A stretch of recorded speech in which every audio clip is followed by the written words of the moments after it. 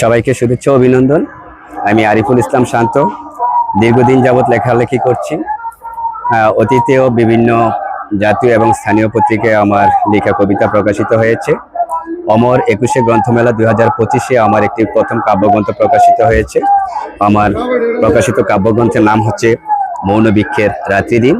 বইটি প্রকাশ করেছে চৈতন্য প্রকাশনী এবং প্রচ্ছদ করেছেন নির্জন নৈশব্দ। এই বইটিতে প্রেম, দ্রোহ, বিদ্রোহ এবং আধ্যাত্মিক ধর্মের কিছু কবিতা রয়েছে।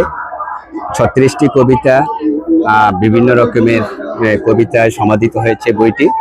আশা করি পাঠকরা এই বই পাঠে বিভিন্ন ধরনের মেসেজ পাবে এবং বইটি সংগ্রহ করার জন্য আমি বলবো যে অমর 21শে গ্রন্থমেলা ঢাকা চৈতন্য প্রকাশনী 607 এবং 608 নম্বর স্টলে এবং চাঁদপুর অমর 21শে গ্রন্থমেলার আর শিল্পনন্দন স্টলে আমার এই বইটি পাওয়া যাবে। পাঠকদেরকে বইটি সংগ্রহে রাখার জন্য অনুরোধ করব। ধন্যবাদ।